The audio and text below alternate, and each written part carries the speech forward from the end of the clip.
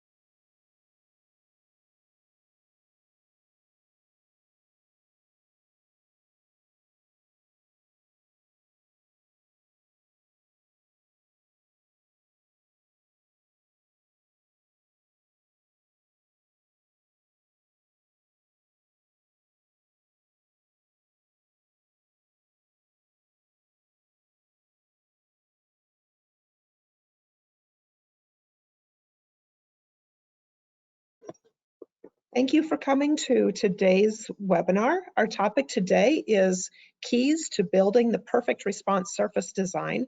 My name is Sherry Kraber, and I am a consultant with StatEase Incorporated. And I will be talking about response surface designs today.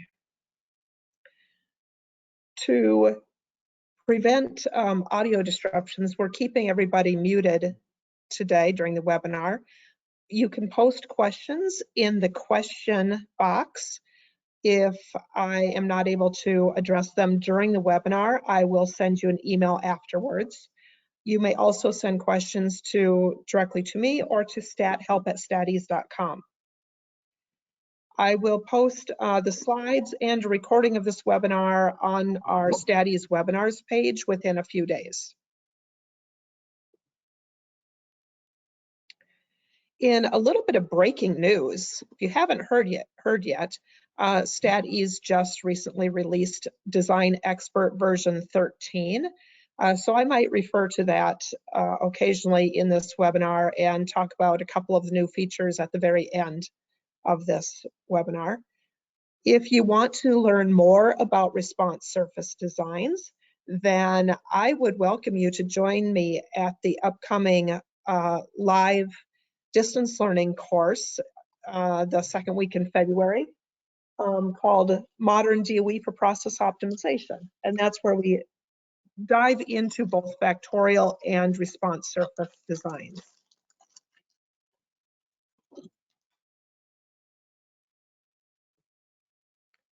So let's get started with the fundamentals of building an RSM design and kind of, what is an RSM design and what are the key characteristics that are important for it.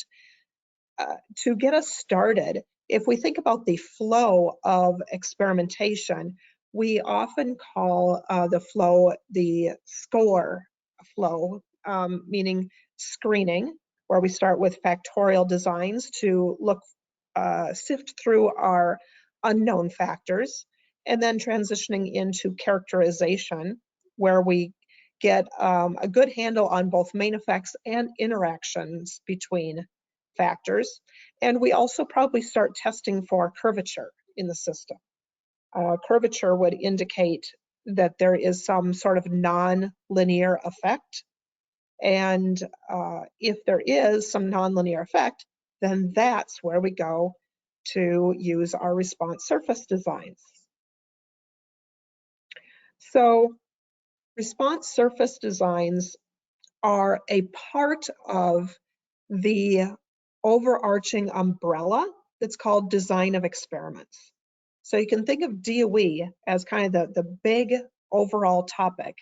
And then little subsets of DOE are factorial designs, which are used for screening and characterization and of processes.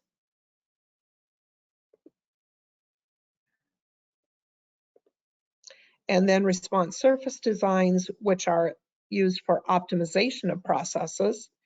And finally, mixture designs, which are for screening and screening and optimization of formulations. So all of these are statistically designed experiments. So they have certain properties that they follow. The properties for a response surface design that we are especially interested in are the ones I've laid out here. And I'm going to go through these using some pictures and stuff on the following slides also to expand upon each of these. But the first thing that you need to think of for a response surface design is what kind of shape do you think, what kind of relationship is there between the factors and the responses? And so we want to fit the polynomial that will best model that shape. So I'll show you some pictures here in a minute. Then in addition, besides fitting that model, we want to have enough additional information built into the design that we can test model adequacy. That can be called lack of fit, or it can be called goodness of fit test. And so this involves including some extra unique design points that, let me get my pointer here. So we want more unique design points, so we have coefficients in the model. And we also want to have some replicates built in to give us an estimate of the pure error in the process, and that is actually the denominator of the statistical lack of fit test. So good response surface designs will include these types of design points in addition to the model points that are used. Those points should come together to give you a design space overall that has low prediction error. This will allow us to generate useful predictions throughout the region of interest. And of course, we want efficiency too. We want a reasonable number of runs, just enough to get the necessary information and not too many, because none of us want to do too much work, and each of the runs costs money. So let's dig a little deeper into these topics. Thinking first about the polynomial model. Now, this is something that experimenters don't usually think about. They don't think about the shapes that they're fitting, but this is what polynomials do. You can think of each of these coefficients as shape parameters, where you have the intercept that gives you your starting basis, a horizontal plane. And then you have linear terms, linear coefficients, that give you the slope or the gradient of that plane. You might have two-factor interactions that start twisting your plane. And then squared terms or cubic terms that give you the curvature. The squared terms will give you symmetric curvature, and the cubic terms would give you asymmetry or inflection points in the design space. Most canned response surface designs will fit the quadratic model. So here's some pictures to help you visualize what I'm talking about. We have the intercept, that flat plane. Linear terms give us these slopes. Two-factor interactions give us the twisted planes. And then quadratic could give you hills or valleys. And cubic is going to give you some inflection points and this asymmetrical modeling.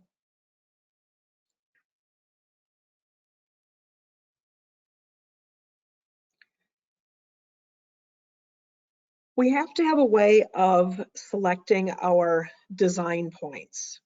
We have a variety of different design points to fit. We have model points.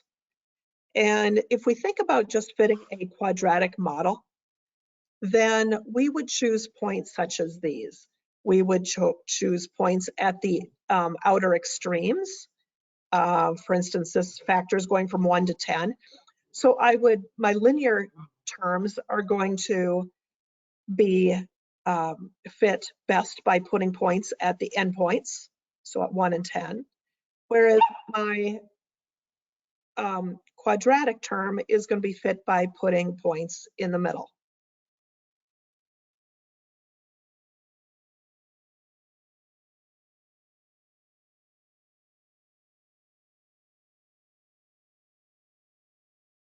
Then we have lack of fit points. Now the lack of fit points are these in-between points. And there's ways that we can calculate where they should go, but just the general thought is that they are in between the model points. They are used for lack of fit, testing for model adequacy, to double check that this line fits the points kind of in between the model points. And of course, we have to have some replicates. And when we get to standard error, I'll show you why the replicates are where they are. But the replicates, of course, are positioned at ideal points. Replicating your model points gives you a better estimate of those model terms.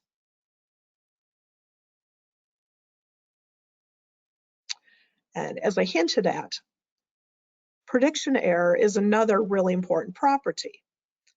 The design point locations should help keep the standard error of the predictions in the middle of the design relatively low. So here were all of our design points. And if we create a plot of the standard error of predictions, which is a right-hand plot, then the standard error you can see is low in the middle.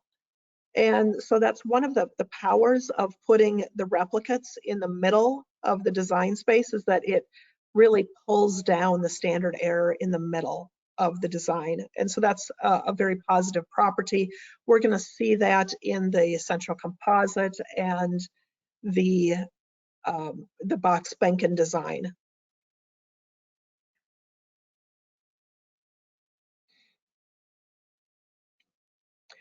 So we're going to focus on the top 3 response surface designs: the central composite design, the Box-Behnken design, and the optimal design. And I want to talk you through kind of the keys for each of these designs and what you can control with them and what they're good for.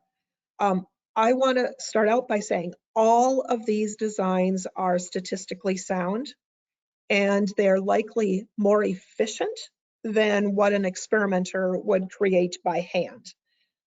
I know that many of you create designs by hand and then come to the software afterwards to analyze what you've done, and you lose a lot of efficiency that way. If you would start by allowing the software to help you design the experiment, there's a lot of benefits. You don't miss important statistical details, and you're probably going to get more information in fewer runs. So let us start by looking at the central composite design. The neat thing about the central composite design is that it is based on a 2-level factorial. So the blue dots are defining that factorial. And this part of the design estimates both the main effects and the two-factor interactions. It's great to start with a two-level factorial design and then augment into a central composite design. So there's steps that can be taken along the way. You can analyze just a part of the system first, along with some center points to check for curvature.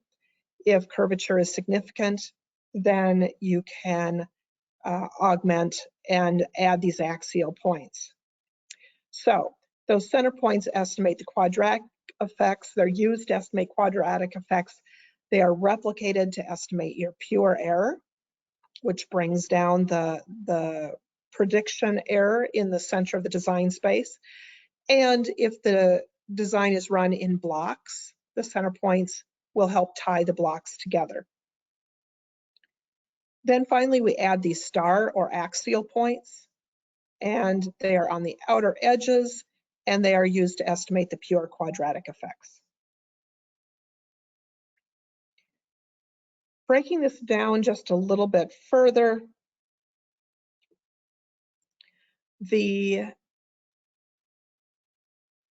I put two things on the screen. I put the layout of the points in coded units.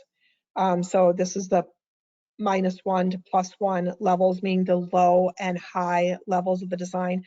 So the first part is the factorial part, which is just a nice little cube. And then the second part is the axial points. What I always think is interesting about the axial points is that they are run by taking one factor and setting it to an extreme level, so the minus alpha, while the other factors are set at their midpoints.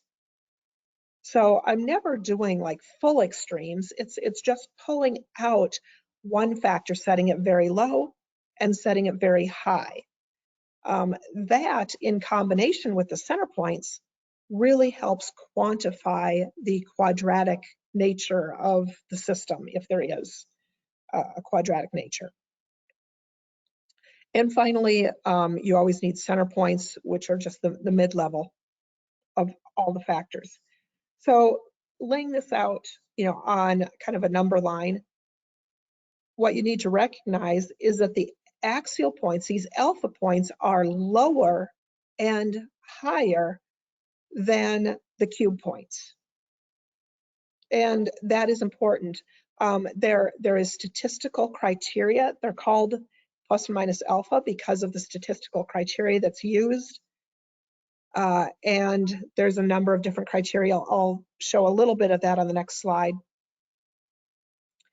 But the main point is that these alpha points are positioned so that you get the best predictions actually within the cube. We go a little bit outside the cube so that we can get the best predictions within the cube.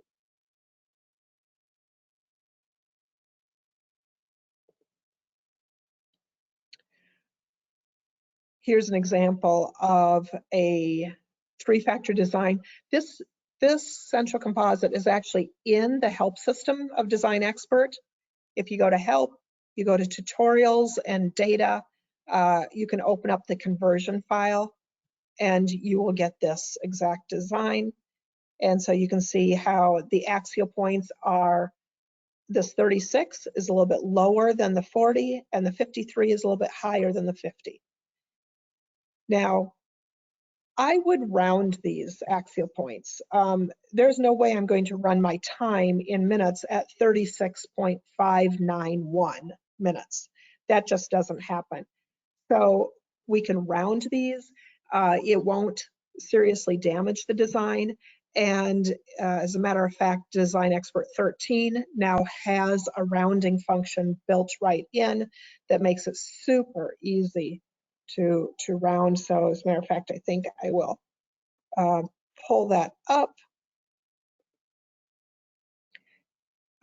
So here's this design in Design Expert, and you can see that there are these factors. I can right click on a column and choose to round this factor. And the rounding dialog here allows me to round it to 2 changeable decimal places or significant digits. So in this case, decimal places make sense. So I will round this to actually 1 and just say okay. And it rounds it nicely for me. And I can actually do this to multiple columns, multiple columns at once.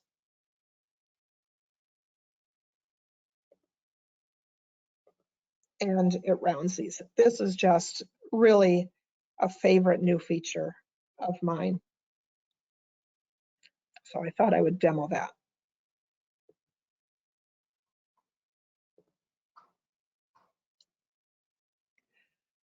Okay, back to the discussion about the alpha points, the axial points. The in Design Expert, under the Central Composite Design, there is an Options button. Within the Options button, you can change the number of replicates of your factorial points here, the number of replicates of the star points here, and the center points. Now, this design happens to have 10 center points because it has 6 factors. The number of center points is programmed to kind of balance the number of factors. So the more factors you have, the more center points. And this is because you need to weight down the center of the design space so that you can get good predictions in the middle. So I would keep that as best you can, keep those defaults, and you will always get a better design. Now, I said the alpha is based on some statistical criteria. The number one statistical criteria is that that alpha value keeps the design rotatable. Not to go very far into what the statistic is, but basically rotatability keeps your prediction error equal at points equidistant from the center. So you can think of your prediction area as circles radiating out from the middle of the design space, and the error is equal at points that are the same distance away from the center. Since you don't know where your overall optimum will end up being, that's a really good property, so that no matter which direction your optimum is, your prediction error will be equally good. Now, although that's a great criteria, you can see that with 6 factors, my alpha value is 2.8, which is a really big number. If you think I'm going from plus or minus 1, and now I'm at plus or minus 2.8 for the axial points, that is way far out. They get out too far to be practically doable from an experimentation standpoint. And so there's an alternative that's called the practical alpha that is the 4th root of the number of factors. This pushes the axial points outside the box, but not too far. So there's the statistical benefits of having your alphas outside the box so you can get good quadratic estimates, but keeping them close enough that you can run them. So you can see this practical alpha for 6 factors is actually 1.56. The software will default to this whenever there's 6 or more factors. That's really nice.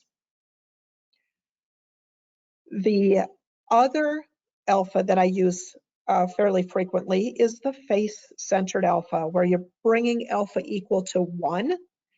This actually makes your central composite designs 3 levels and works very well up to 8 factors. Beyond that, it interferes with some other properties. But most of us are running response surface designs with just 3, 4, or 5 factors. So in these cases, a face-centered design is definitely an option, makes it a really nice 3-level design.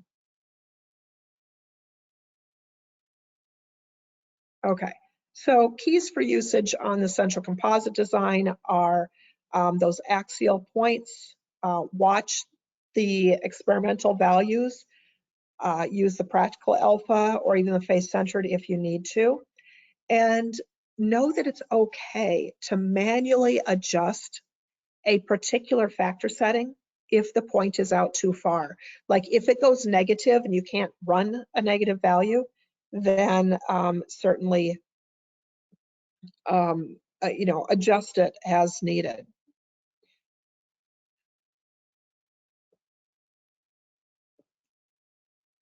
Okay, there is a question, can you mix alphas for different variables? Not with the software as a software default, but yes, as a practical matter. And that kind of goes back into the manually adjusting the factor settings. You can adjust them. If I did that, I would probably go into design evaluation and look at the standard error plot just to make sure that I haven't messed with the standard error too much, that the standard error is still fairly low. But in general, certainly you can have the axial points at different values for the different factors. Now, another thing to remember is to use the default number of replicates at the center of the design point. And lastly, a thing that we're not talking about is the blocking of the central point, the central composite. Use blocking if the design needs to be run over multiple days or to remove another potential source of noise.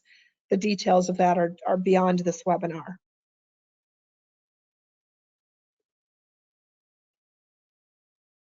Okay, let's move on to the Box-Behnken design. The geometry of the Box-Behnken design is more like a sphere, specifically with a three-factor design. It is definitely forms a sphere, and so that's pretty cool. It has by default 5 replicates in the center point for this particular thing. The design is made up of combinations of factorial design with center points. So if you look at these first 4 runs, you can see a little 2 by 2 factorial with factor C set at its midpoint. The next 4 runs are another 2 by 2 factorial on A and C, and B is set to its center point. And finally, B and C are now the factorial and A is set to its center point.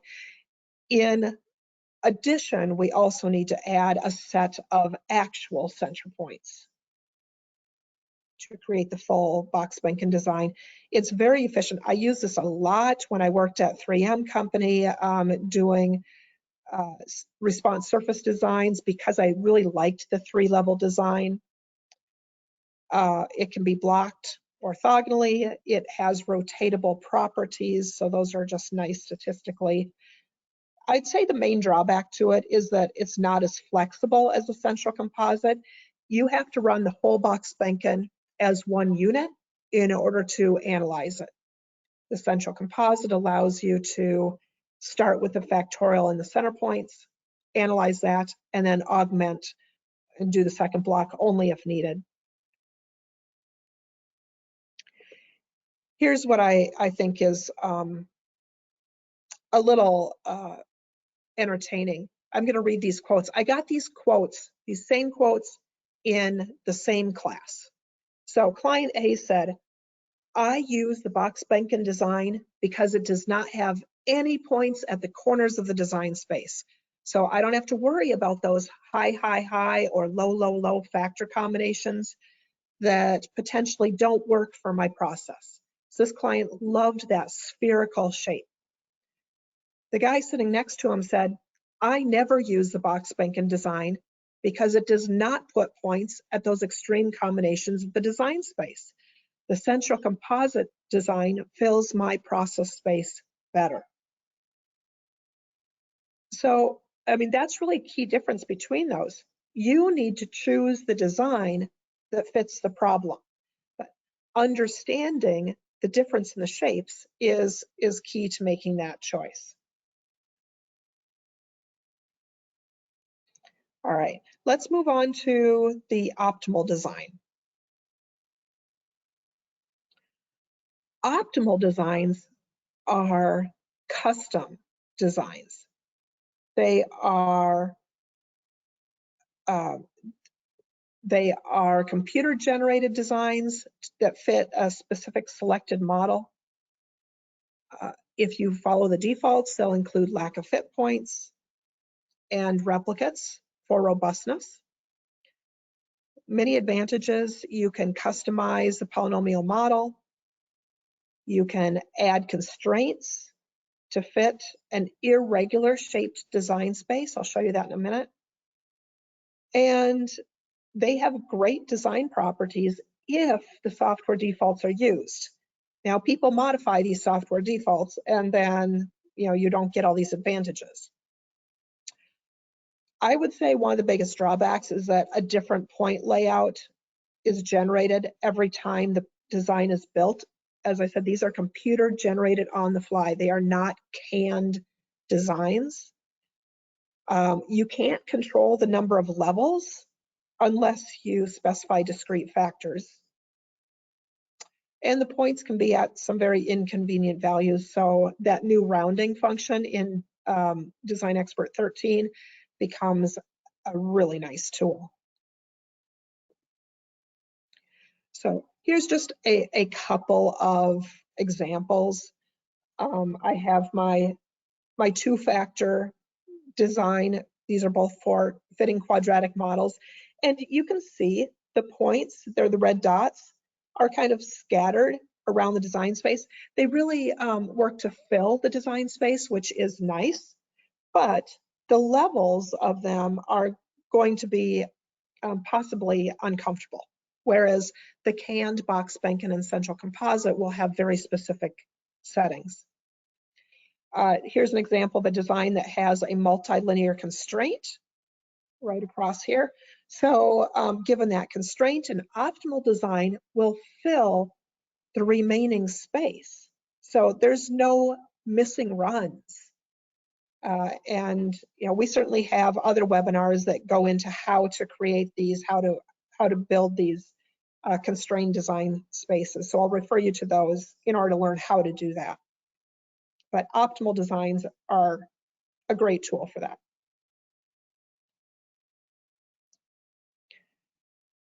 Okay, keys to building optimal designs, which I'm going to elaborate on in the next few slides. But number one, you need to think about the polynomial. What is going to approximate the relationship between the response and the factors? Think back to those pictures that I showed. Which picture is most likely? Now, the default is a quadratic model. That just always comes into play. So that's a good starting point. And, if I don't know anything else, that's what I would use. Then you need to select the optimality criteria. This is the criteria that's used to select the points that are in the design space. The default is optimal. And then you select the point selection method. So I'm going to talk about each of these. The default point selection method is both selection methods, which I'll talk about. And so several designs are built using point exchange and several are built using coordinate exchange. And the most optimal design is then given to the experimenter. So a question came in: is there a risk of using a higher order polynomial when only a quadratic is needed? Is there a risk of overfitting? As long as you are using the model reduction tools, you're not going to overfit the model. The algorithm will choose points that fit the linear, the quadratic, and the cubic terms, so we'll be able to fit all the different term types. And then if some of them are not needed, you just do model reduction and get rid of them. So then you're just really left with extra points that are used for lack of fit against that quadratic model.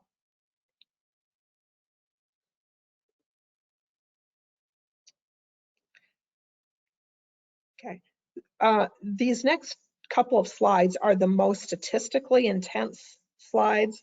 They're talking about optimality, the two types of optimal criteria. And so the first type is de-optimal, and it minimizes the determinant, that's why there's a D, the determinant of the X prime X inverse matrix. Okay, you don't have to worry about that. The next line starts getting to the heart of it. It minimizes the volume of the confidence ellipsoid, which is just a confidence interval for multiple coefficients. And this maximizes the information about the coefficients. So, I mean, if just trying to draw you kind of a theory graphic here. If you have you have a coefficient for A and a coefficient for B. Each of those coefficients has a confidence interval. If you combine those two confidence intervals, then you get a confidence ellipsoid in multiple dimensions. De-optimality tries to reduce this interval, which means it reduces this sphere and makes it as small as possible, which basically means you are estimating these coefficients as precisely as possible. Okay, so that is what de-optimal is in a nutshell, trying to get the most information about the coefficients.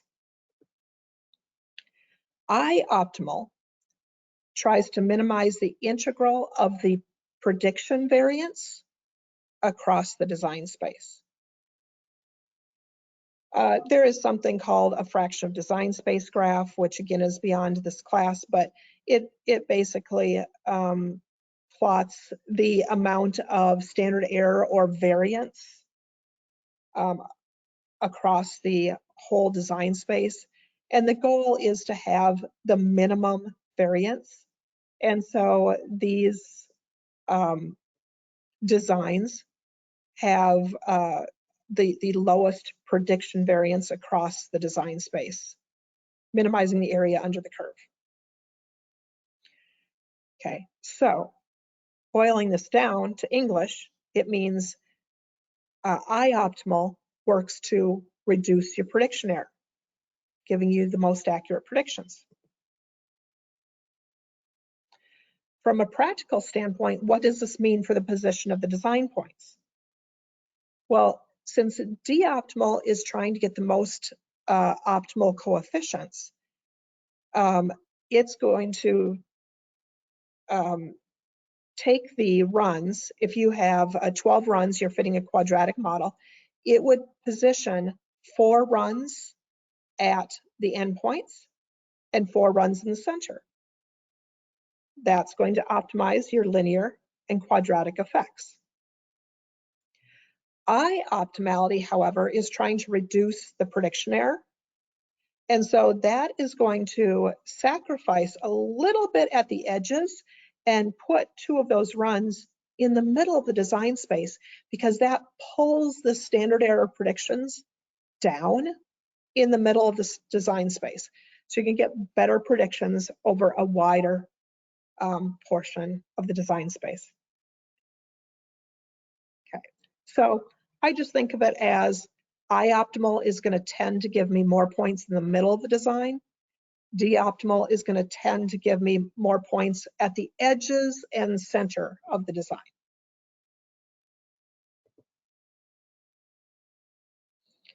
Okay, we have taken this information into account in creating Design Expert and modified our default settings so that when you create an optimal design in the factorial portion of the design space, sorry, the factorial portion of Design Expert, it's going to default to D-optimality. If you create an optimal design for either a response surface or a mixture design, it's going to default to I-optimality. So, you know, just keep those defaults and you'll get the best design for that particular type of design. All right, so that was the statistical criteria that is going to get used. We don't even have design points yet. So the next step is actually to choose your design points. And there are two different algorithms that are used to select design points. One is called point exchange. The other is called coordinate exchange. For either of them, we start with an initial selection of points. But with point exchange, the points are chosen from kind of a canned set of points, vertices, centers of edges, the centroid, things like this. And with coordinate exchange, you can kind of picture a grid or a mesh being placed over the entire design space. And we're just going to choose kind of a random selection of design points on that grid. And then from that initial selection, we start swapping points in and out. So if we might select out of this whole thing 20 points to start with. And then we're going to swap out vertices. We're going to swap out thirds of edges. We're going to swap in and out points from this set. And we're always going to keep the ones that have the highest optimality score. See that I-optimal or D-optimal came back into play. As long as we're increasing optimality, then we keep the points. We select and switch out points one at a time, and then two at a time, and then three at a time. It's a very complicated process, but a very thorough and complete process. So we're either swapping them using point exchange or on this grid system. With the grid, you would go up and down the grid lines, swapping points along the way, always searching for the ones that increase the optimality the most. When it comes down to the end, the difference between these two exchanges is that coordinate exchange is going to tend to give you points that are at more odd locations. They'll have more decimal places, and point exchange will be kind of the simpler design points. With the new rounding function, either of them is going to end up giving you a good selection. So when you run an optimal design, you don't just, you end up getting one design at the end, but internally you can see it processing. We will build a bunch of designs. Half of them are built using point exchange, half of them using coordinate exchange, and then the most optimal is selected as the final design. This has always been called best in Design Expert 12 and earlier. With Design Expert 13, we changed the term to say both exchanges. So it's the same process. We just tried to clarify a little bit what it's doing, that it's actually doing both.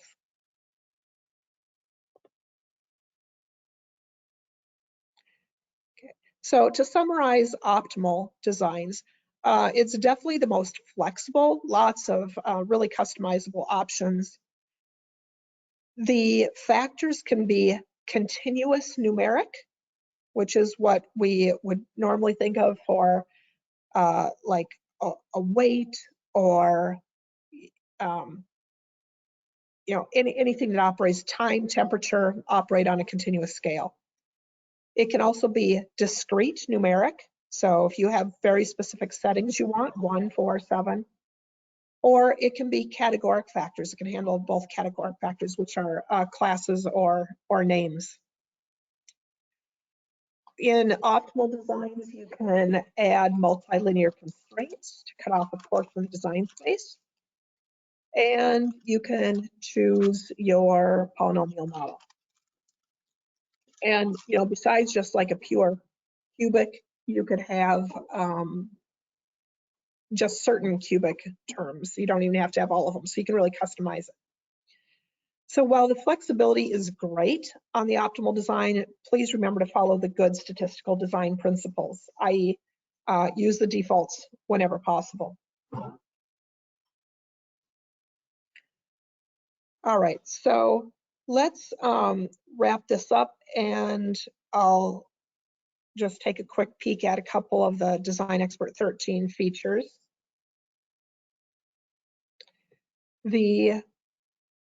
I wanted to kind of give you a little grid on choosing a response surface design that sums up many of the points. The number of factor levels on a central composite is usually 5. You can modify it to be 3 if you use a face center design. Box-Behnken designs are only going to have 3 levels, and the optimal design, the number of levels varies because of the position of the design points. If you think about the design space, the central composite is going to be that box, and then it's going to have axial points located outside of the box. So you have to be able to run those. The Box-Behnken is contained to the factorial cube, but it doesn't include the corners of that cube, so it's more spherical. And the optimal design is defined by the factor limits. It is not limited to a cube type of space. It could be a space defined by some other constraints. Both the central composite and the Box-Behnken are going to have lack of fit points built in to those design points.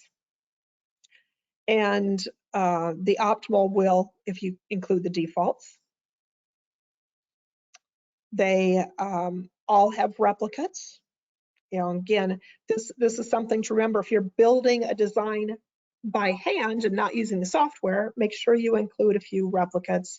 The center of the design space is a nice place to put them, but it's not necessary. You don't have to have them at the center. All of these designs are going to give you nice low prediction error.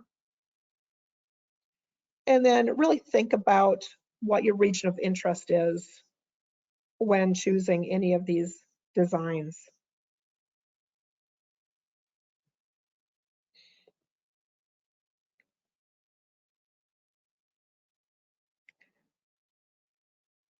Okay, so as I've said, all of these designs are statistically sound, and they're likely more efficient than what you would do if you create something by hand.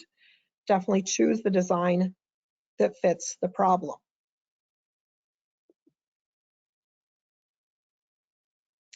So in these last couple of minutes, I just thought I would mention Design Expert 13. There is a free trial available on our website for version 13. There's many new user requested features like the modified design space wizard and the round columns. And the multiple analyses is definitely new. Poisson regression, import data wizard, things like that. I showed you the round design. The modified design space augment wizard is available right at the top. It's pretty cool because you can actually take your design space and you can contract it, you can expand it, or you can move it. And you just change the limits, and then it will give you a few more runs to fill in that extra space. I showed you the round columns.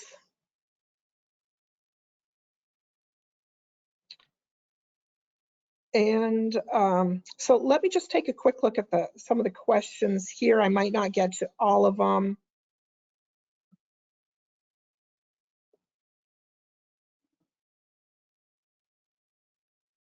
Yeah, somebody wanted an additional comment on the face-centered design versus the Box-Behnken if you're trying to avoid the axials. Yeah, statistically, they are both great. I use the Box-Behnken design as a process engineer at 3M all the time. I definitely highly recommend it. Again, it really just comes down to where you want your design points positioned. If you want to do the corners of the box, that would be the central composite with the face-centered alphas. Or if you want to avoid those corners, then I'd use the Box-Behnken design.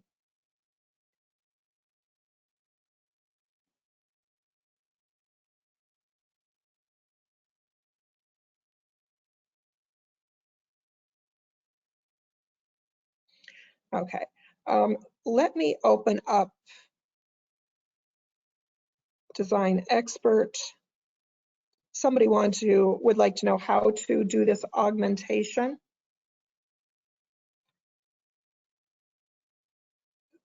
So I am going to grab a file out of,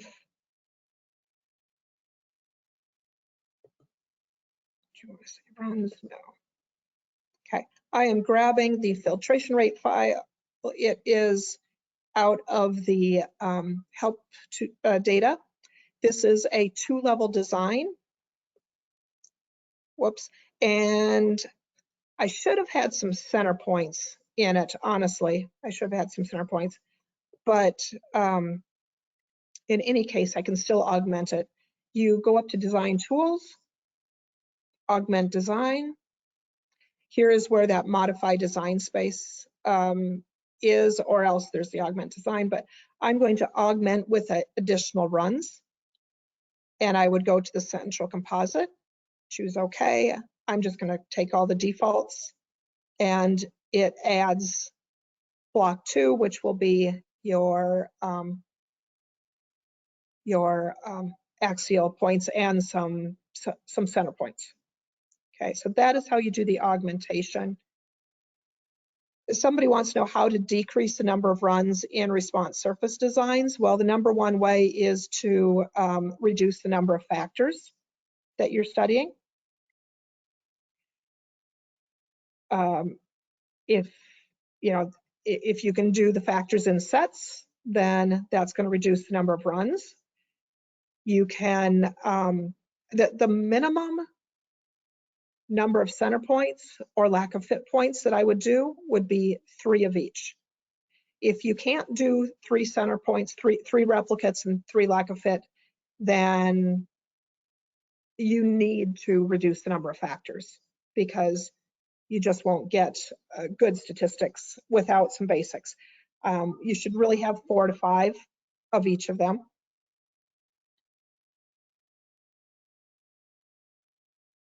Okay, the Box-Behnken design was simply not built to accommodate 2 factors. And if you inspect the design points, that is something I'm just going to leave for you.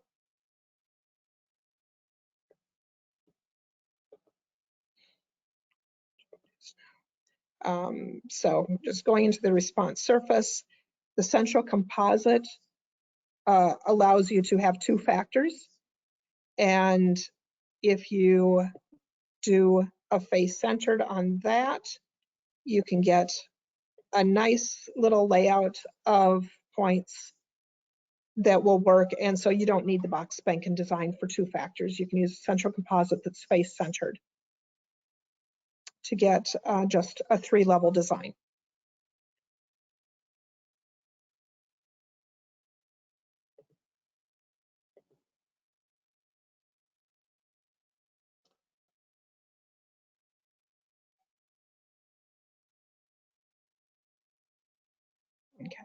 So we are continuing to have webinars every month. And so I would encourage you to come back. On February 10th, I will be doing a follow-up to today's webinar, and I will actually dive into the analysis of the response surface designs. I will show you the automated model selection methods and some of the other desirable properties that just help you get a good analysis. And I'm gearing this towards, you know, the person who's maybe new to response surface designs and really just needs to know the basics of how to analyze it, how to understand those basic statistics. On February 17th, Martin will be doing an introduction to all the new tools in Design Expert version 13. So you can come back and see that, but I certainly invite you to download the trial of 13 and explore it. If you do want to take a deeper dive into response surface designs, then please join us for our Modern DOE for Process Optimization. This is held as a distance learning class, so anybody can attend. And it will cover all the way from factorial into that augmentation of a response surface and wrap up with response surface designs. A resource for you are all of our simplified series books, specifically the response surface RSM simplified book will give you a lot more details regarding what I covered today. With that, I would like to thank you for attending and hope you have a great rest of your day. And we hope that you come back and be with us again. Thank you for listening.